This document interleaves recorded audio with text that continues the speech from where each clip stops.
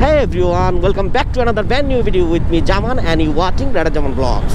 তো আজকে আবারও চলে আসলাম নতুন একটি ভিডিও নিয়ে। তো আজকে আমি কথা বলবো বৃষ্টির দিনে বাইকের যত্ন আপনারা কিভাবে নেবেন এই ব্যাপারে আজকে বিস্তারিত আলোচনা করব। আশা করি ভিডিওটি আপনাদের ভালো লাগবে। ভালো লাগলে একটি লাইক করে দিবেন, কমেন্টস করে জানাবেন আপনার মতামত, ফ্রেন্ডস এন্ড ফ্যামিলির মধ্যে ভিডিওটি শেয়ার করে দিবেন। তো বন্ধুরা চলুন শুরু করা যাক।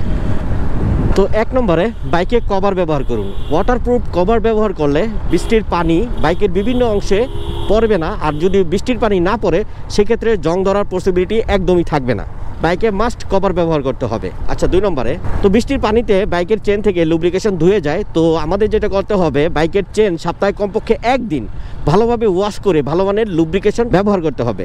3 নম্বরে, বৃষ্টির দিনে রাইড শুরু করার আগে অবশ্যই ভালোভাবে ব্রেক চেক করে নিন, কারণ অনেক সময় ব্রেক শোতে বৃষ্টির পানি ঢুকলে কাজ ঠিকমতো করে না।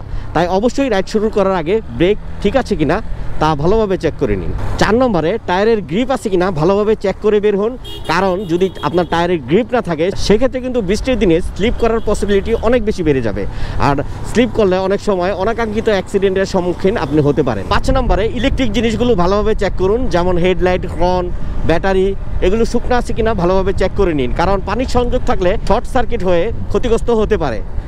তো বন্ধুরা, লাস্ট একটা টিপস দিয়ে দিচ্ছি আপনাদের, বাইক ভালোভাবে শুকনো রাখার চেষ্টা করুন এবং একটা শুকনো জায়গায় রাখবেন, কারণ ভিজা বাইক যদি আপনি রেখে দেন সেক্ষেত্রে কিন্তু বিভিন্ন স্থানে জং পড়ে যাওয়ার পসিবিলিটি অনেক বেড়ে যাবে। আর যখনই আপনার বাইকের যে বিভিন্ন স্থানে জং পড়ে যাবে আপনার বাইকের দাম কিন্তু কমে আসবে। তো এখন অনেক বৃষ্টি হইতেছে, এই জন্য আমি আসলে চিন্তা করলাম যে ব্যাপারগুলো আপনাদের সাথে শেয়ার করা উচিত। তো বন্ধুরা, এই ছিল আজকের মতো। আশা করি ভিডিওটি আপনাদের ভালো লাগবে। ভালো লাগলে একটি লাইক করে দিন, কমেন্টস করে জানান আপনার মতামত, ফ্রেন্ডস অ্যান্ড ফ্যামিলির মধ্যে ভিডিওটি শেয়ার করে দিন। তো বন্ধুরা, আজকে এই পর্যন্তই। আল্লাহ হাফেজ।